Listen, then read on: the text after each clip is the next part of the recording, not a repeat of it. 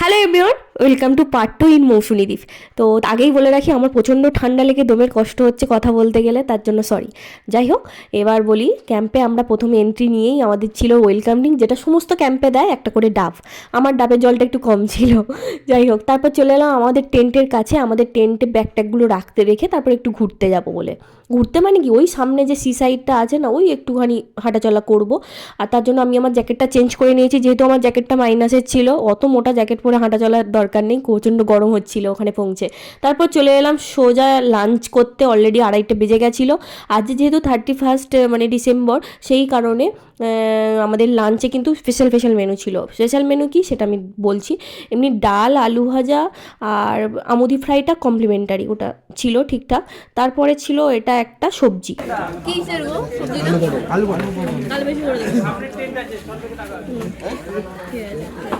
আর আমি সত্যি জানি না আলু পটলের সবজি কেন আমি বেশি করে দিতে বলেছি, লাস্ট পর্যন্ত আমি খেতেও পারিনি।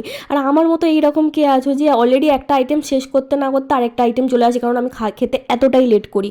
আর আজকের আমাদের শো স্টপার ছিল মাটন কষা, 3 পিস মাটন আর একটা বড় সাইজের আলু। তারপর দেখতেই পাচ্ছ অলরেডি মাটন না শেষ করতে করতে চাটনি পাঁপড়ও চলে এসছে, মানে আমি সবার থেকে লেট। তারপর ভাত টাত খেয়ে নিয়ে আমি একটু ঘুমিয়ে পড়েছিলাম, যেহেতু অনেকটা রাস্তা সকালবেলা উঠে মানে গেছি, এই জন্য ঘুমিয়ে পড়েছিলাম। আর ঘুম থেকে উঠে দেখি সূর্য আস্তে আস্তে অস্ত যাচ্ছে আর আস্তে আস্তে জোয়ারও চলে এসছে। তো এই জন্য হালকা করে আমি আর আমার বর দুজনে একটু নদীর পাশে চলে গেলাম।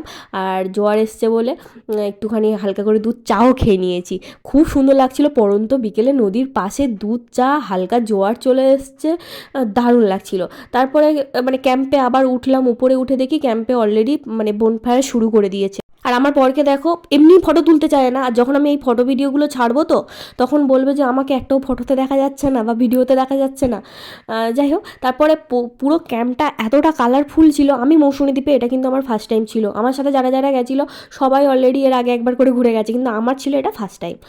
তো ওই জন্য আমার একটু যেন বেশিই ভালো লাগছিল। যাই হোক, তারপরে আমরা কিছুক্ষণ ওখানে বসলাম, সামনে মানে এখানে কিছুক্ষণ পরে বারবিকিউ শুরু হবে, ওই কারণে ওরা আগুনটা করছিল। তারপরে চলে এলো সন্ধ্যেবেলা স্ন্যাক্স, একটা লেমন টি, যেটা আমি ভুল করে প্রত্যেকবার আমি চা খেতে গেলেই ছ্যাঁকাটা খাই। ভালোবেসে ছ্যাঁকা না খেলেও চা খেতে গেলে আমি ছ্যাঁকা খাবোই খাবো। তারপরে ছিল আমাদের চিকেন পকোড়া। অন্য সময় ভেজ পকোড়া দেয়, কিন্তু আজকের আমাদের চিকেন পকোড়া ছিল। তো চলো টাটা, দেখা হবে নেক্সট পার্টে।